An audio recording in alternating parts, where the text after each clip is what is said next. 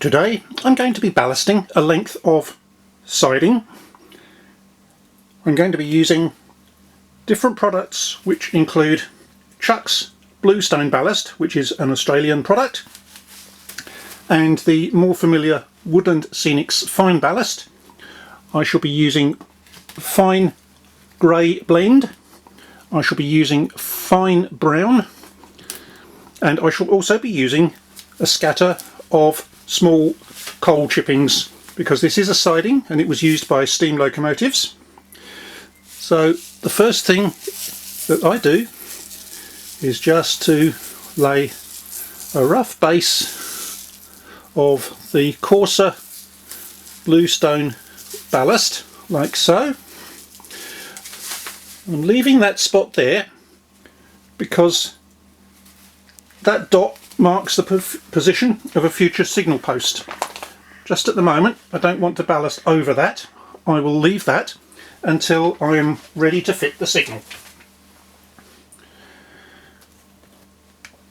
I'll move on to the finer ballast, and this is the brown. You can see that in the foreground I've already ballasted one of the sidings here, so this doesn't need to be exact at this stage, because we're going to give it a good mix in a few moments time. And I'll move on to the grey blend. Again, I don't want too much on there, I can always add. It's a little harder to take it away again afterwards.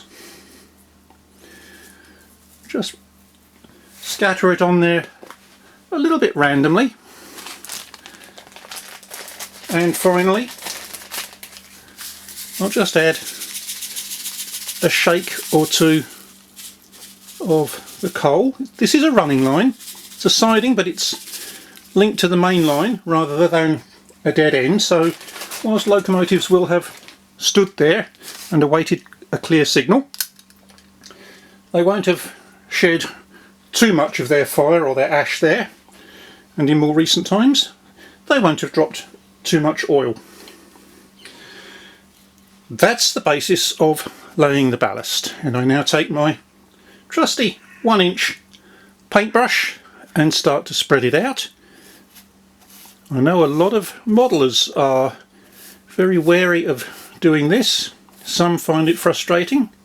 Personally, I find it very therapeutic, and it's one of the parts of modelling that I like the best. It's certainly the one aspect that taught me the patience required for the whole process of building a layout.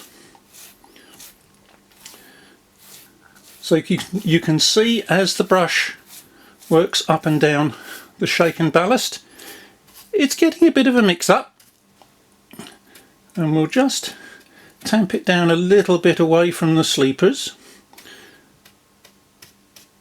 The thick ballast shoulders which we see on our railways today are a more recent thing. We don't really want that effect here. So we'll just tamp it down a little bit. And as long as there's not ballast right up over the rails or too far over the sleepers, it's as simple as that. I'm actually quite happy with that. There is also an area of land in between the two tracks, and while we are working on this area, we're just going to fill in with some random shakes of green flock or scatter. These are various Hornby or Scaledale colours and grades. You can use whichever brand you like. I often use Woodland Scenics, but just at the moment I've got the Hornby packs open. So we'll use those, and again, fairly randomly placed, just to top it off, a little bit of woodland out of the shaker bottle. And then we can move on to spreading that around. Again, I'll take the brush, just lightly work it around. It doesn't need to be overdone, it doesn't need to be evenly sorted. Grass very seldom grows an even colour or length, especially on the sort of wasteland that you get in between railway lines.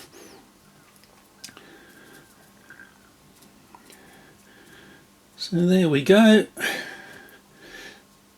That is about as quick and easy as it gets.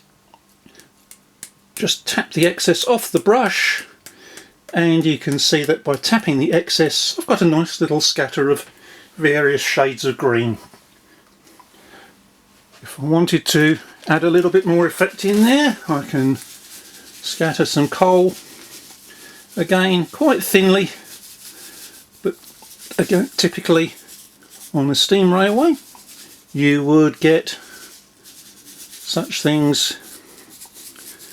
And if you wanted to alter the colour at any time, you can adjust the greens and the browns. You can add flock, bushes, you can add static grass if you wish, and you can come along later with paints or with weathering powders and weather your ballast, which is what I shall be doing at a later stage.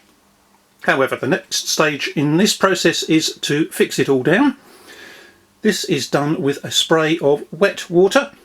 I always label my spray bottles to know what is in them. Wet water is a bottle full with a couple of spots of washing up liquid. It gives it an altered surface tension and a very gentle spraying motion. If you squirt it, you will destroy your work.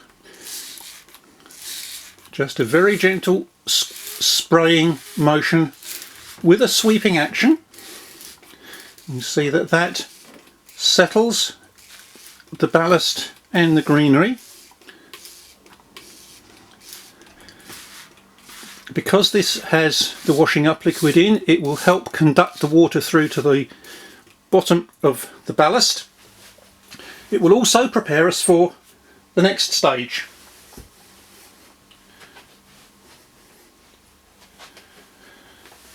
The final stage that we're going to do right now is to apply some adhesive. I've taken the spray top out of a similar bottle, coupled it to a bottle of Woodland Scenic cement. If you're using this pre-mixed cement, give the bottle an extremely good shake because there is always sediment at the bottom. This one has been pre-shaken, and again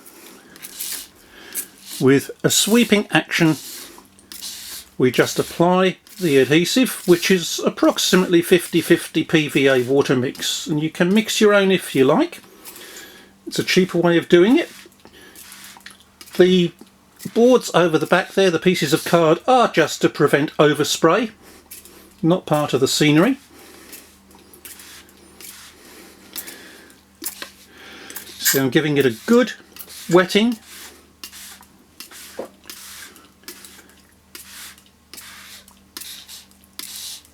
And that is done.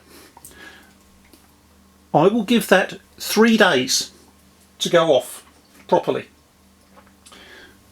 Then I will come back and give it another spray of adhesive only, just to capture any loose grains on the top. After that, I'll just make sure by rolling a wagon through that there are no grains of ballast stuck in the rail. I will run my finger through to clear any ballast that has stuck to the sleepers, unless, as in the case of the foreground siding, I actually want ballast stuck on the sleepers. And at a later stage, as I've said, we can come along, we can weather the track, we can weather the ballast and the sleepers, and when it is all done, we then apply the track cleaning of your choice to polish the track and finish the job.